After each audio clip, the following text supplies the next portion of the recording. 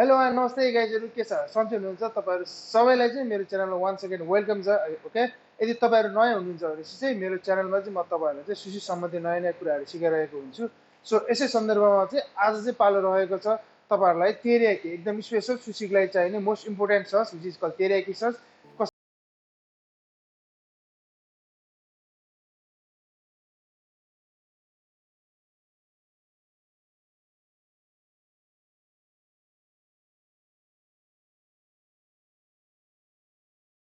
तपाईहरुलाई चाहिँ आज म तेरियाकी कसरी बन्ने त्यसको रेसिपीहरु दिनु गइरहेको छु हैन अब नर्मली तेरियाकी बनाउँदाखेरि चाहिँ तेरियाकीको चाहिँ बेस भनेको चाहिँ सबैको एउटै हुन्छ ओके सेफहरुको सबैको एउटै बेस हुन्छ र त्यसमा पछि सेफ अनुसार चाहिँ सर्टेन कुराहरु मोडिफाइड गर्ने गर्छ कोकोले अब आफ्नो अनुसारको फ्लेभरहरु हाल्ने गर्छ हैन तर त्यसमा चाहिँ मेन तेरियाकीको लागि मेन बेस भनेको चाहिँ तीनटा कुरा मात्र हुन्छ त्यो भनेको चाहिँ soya sauce sake and mirin okay त्यो तीनटा चाहिँ एकदम इम्पोर्टेन्ट त्यो तीनटा बाहेक अरु तपाईहरुले माथिबाट जे अब टपिङ गर्नुहुन्छ सेफ अनुसार फरक पर्छ ओके सो म चाहिँ तपाईहरुलाई एउटा बेसिक एउटा सिम्पल टिप्स दिन गइरहेको छु हैन त्यसको लागि चाहिँ मेरो आजको टिप्समा चाहिँ के छ भने चाहिँ तपाईले 2 क्लोव्स अफ गार्लिक हैन काटेर पिस बनाएको छु र एउटा सानो यति सानो एउटा जिन्जर ओके भनेपछि 200 ml साके छ मसँग ओके 200 ml साके अनि 200 ml मिरिन छ भनेपछि 250 ml soya sauce okay soya sauce तपाईले जुन युज गर्नुभयो पनि हुन्छ सासिमी सोया सस देखि लिएर चाहिँ लाइट सोया सस जे युज गरे पनि हुन्छ ओके सो स्वीटनेसको लागि मसँग चाहिँ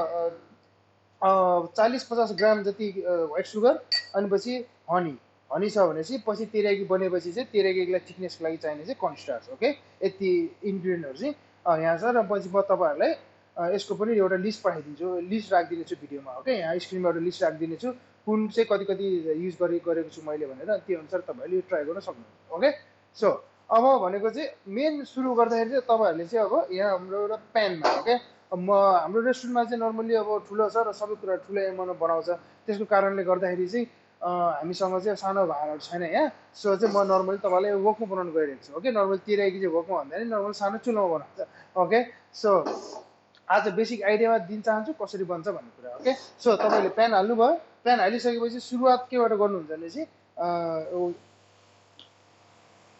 के रे हाम्रो साकेबाट ओके यदि तपाईहरुसँग साके छैन भने चाहिँ हैन साके अवेलेबल छैन भने चाहिँ तपाईहरुले चाहिँ कुकिङ वाइन जे युज गर्नुभयो पनि हुन्छ ओके इट्स तपाईहरुको आफ्नोमा भर पर्छ ओके सो ल म साके हाल्दिछु यहाँ ओके साके हाले ओके अब साके नर्मली अब यतिकोमा पनि आगो चाहिँ बल्नुपर्ने हो हैन अब आगो चाहिँ बल्नुपर्ने हो किनभने चाहिँ अल्कोहल वेयर अफ गर्नको लागि तर जहाँसम्म लाग्छ यसको एमाउन्ट थोरै छ एमाउन्ट थोरै भएको कारणले गर्दाखेरि चाहिँ यो यसमा खासै त्यो आगो बल्छ अल्कोहल वेयर अफ हुन्छ जस्तो चाहिँ लाग्दैन ओके त्यही पनि म ट्राई चाहिँ गर्छु एकचोटि हैन साकेमा यसरी अल्कोहल आउँछ हैन यो आगो यसरी बाल्दिनुहोस् यसरी बाल्दाखेरि चाहिँ तपाईको के हुन्छ भने चाहिँ यहाँ अलिअलि भएको अल्कोहलहरु चाहिँ सबै उड्छ आगोले गर्दाखेरि हैन अनि यो किनभने चाहिँ अल्कोहल उडिसकेपछि साकेको टेस्ट मात्र चाहिन्छ हामीले तेरियाकीको लागि ओके हैन अल्कोहल उडिसकेको छ अब यो उडिसकेपछि तपाईहरुले हाल्न सक्नुहुन्छ मिरिन ओके मिरिन हाल्दिनु मिरिन 200 ml हो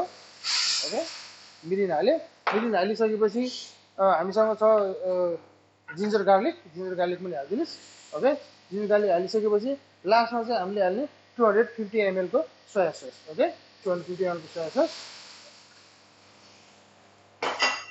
र त्यसमाथि चाहिन्छ तपाईलाई अब 40-50 ग्राम चाहिँ सुगर या अब यतिकै एमाउन्टमा बनाउने हो भने चाहिँ जस्ट 2 चम्चा चिनी ओके 2 चम्चा चिनी हाल्दिनु 2 चम्चा चिनी अनि त्यसपछि हल्का स्वीटनेसको लागि स्वीटनेस प्लस हल्का अब छुट्टै खाले फ्लेभर दिनको लागि चाहिँ म चाहिँ हनी युज गर्छु ओके हनी अब 1 चम्चा जति हनी ओके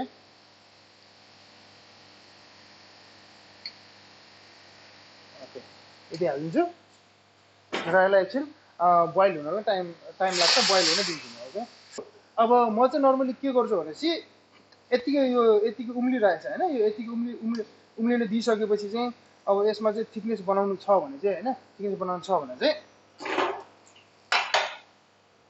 अब यतिकै उम्लिसकेपछि हेर्नु उम्लिन कति बेलामा तेरियाकी रेडी भयो भनेर भन्दाखेरि चाहिँ नर्मली तपाईहरुले यसरी उम्लिन दिनुस् हैन उम्लिन दिइसकेपछि यो आउँछ के यस्तो यो एउटा यो बबलहरु हो के बबलहरु अलि यत्रो छ अनि बिस्तारै यतिकै राख्नु भने तपाईहरुको बबल हल्का सानो हुन्छ के यो हल्का ठुलठुलो हुँदै जान्छ अलि मसिनो छ यतिकै एकछिन पकाउनु भने चाहिँ हल्का ठुलठुलो हुँदै जान्छ बबलहरु ओके बबलहरु ठुलठुलो भइसकेपछि तपाईको चाहिँ तेरियाकी चाहिँ लगभग रेडी भयो भनेर बुझ्नु भयो हुन्छ ओके हेर्नु चाख्नु टेस्ट आएको छ। अब तपाईँहरूले यसलाई यत्तिकै राख्नु नि सक्नुहुन्छ, नत्र यसलाई एकछिन बबल बोइल हुन दिनु, एकछिन बबल होस्। यो हेर्नुहोस् हेर्दै जानु, बबल ठुल्ठुलो हुँदै आएको छ अटोमेटिक। हेर्नु ठुल्ठुलो हुँदै आउँछ होइन। सानो थियो सुरुमा गर्दाखेरि, अहिले ठुल्ठुलो हेर्नु ठुल्ठुलो बबलहरू आउँदै आएको छ होइन। यो आउने बित्तिकै तपाईँले के भन्छ, लगभग तपाईँको तेरेकी रेडी भयो। ओके, यो चाहिँ मैले एकदम सिम्पल तरिकाले बनाएको हो क्या, एकदम बेसिक मात्र। पछि तपाईँहरूले चाहिँ यसलाई चाहिँ नर्मली तेरेकी नै बनाउने, एकदम ओरिजिनल एकदम पक्का तेरेकी बनाउने तपाईँले डर उमाल्नुपर्छ तेरेकीलाई पानी हालेर। ओके, मैले अहिले यसमा पानी हालेको छैन।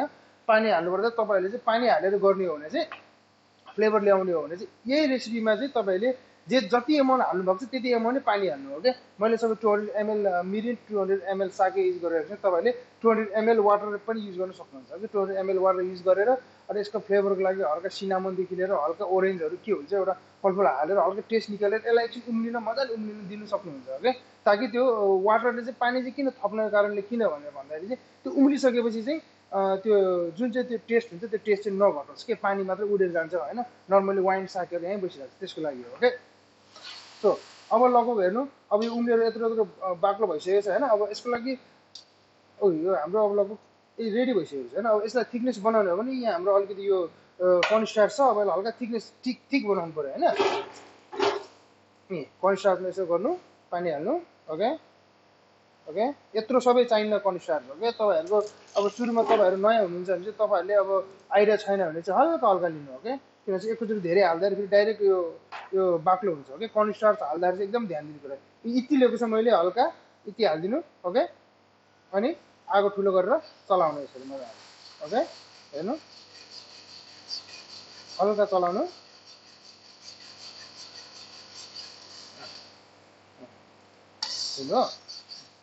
तेरेकीको लागि मेन यो बाक्लो बनाउने लेदो बनाउने भनेको नै कर्नस्टार्चले हो। ओके, अब चलाइराख्नु, यतिकै गरिराख्नु होइन।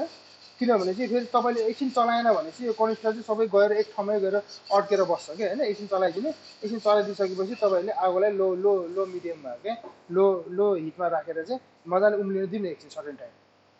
उम्लेपछि फेरि त्यस्तै याद गर्नु। हेर्नु अहिले बबल सानो आएको छ होइन, सानो आएको छ, बिस्तारै राखिराख्नु भने चाहिँ बिस्तारै अटोमेटिक ठुलो आउँदै जान्छ। ओके, हेर्नु अब यसलाई एकछिन बोइल हुन दिनु।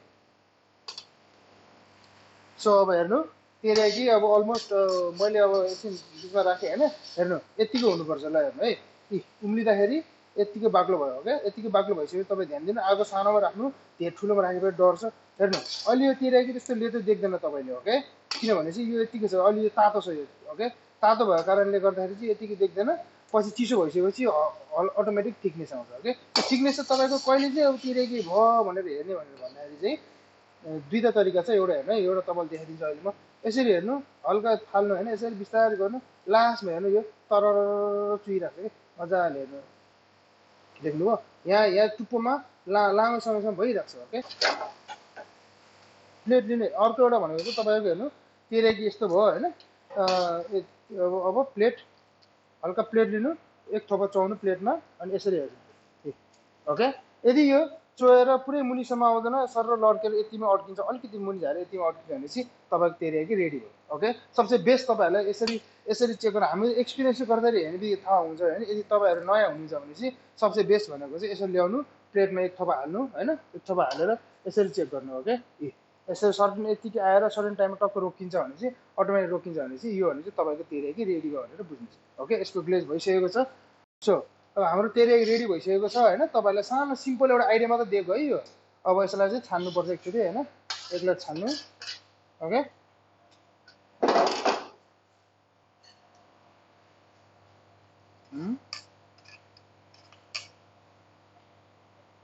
छानिसकेपछि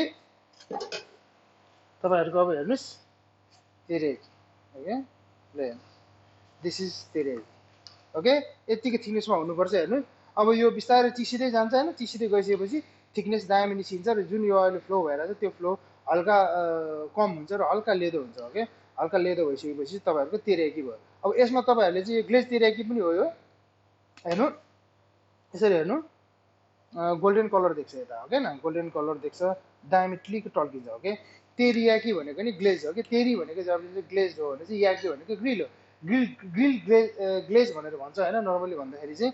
त्यो तेरेकीको मतलब चाहिँ त्यो हो के तपाईँको तेरेकी रेडी भइसकेको छ अब यदि तपाईँहरूले यसमा अब सर्टेन कुराहरू चेन्ज गर्न सक्नुहुने भने चाहिँ त्यो चाहिँ सुसीको लागि मात्र नभइकन तपाईँहरूले चिकन तेरियाकी होइन सबै कुरो धेरै कुराहरूमा चाउमिनहरूमा पनि युज गरेर पकाउन सक्नुहुन्छ ओके सो होपफुली तपाईँहरूले आज तेरेकी बनाउने सानो बेसिक एउटा रेसिपी सिक्नुभयो होला मसँग होइन होपफुली केही आइडिया लिनुभयो होला र सायद यसले सर्टेन हेल्पफुल हुन्छ होला तपाईँहरूलाई चाहिँ पछि गएर चाहिँ सानो तेरेकी रेसिपी बनाउनको लागि ओके अब यही एमाउन्टमा तपाईँहरूले पछि गएर ठुलो धेरै बनाउनु छ भने जस्ट यसलाई नै अब 200 ml को ठाउँमा 400 बनाउनु 400 को ठाउँमा 800 बनाउनु होइन आफ्नो हिसाबले बनाउनु बट रिमेम्बर यो चाहिँ एउटा सिम्पल रेसिपी हो तपाईँहरूको लागि स्टार्टिङमा लर्न सिक्नको लागि र टेस्टको लागि र कतिको टेस्ट आउँछ भन्ने कुराको लागि होइन त्यसपछि नेक्स्ट एपिसोडमा म तपाईँहरूलाई बिस्तारै हुँदै गइसकेपछि हाम्रो रेस्टुरेन्टमा युज गर्ने स्पेसल तेरेकी रेसिपी के हो तपाईँहरूलाई देखाउनु गइरहेको हुन्छ ओके सो होपफुली आज तपाईँहरूले सानो के कुरा सिक्नुभयो होला मबाट तेरेकी कसरी बनाउने सानो आइडिया लिनुभयो होला ओके सो यदि भन्दै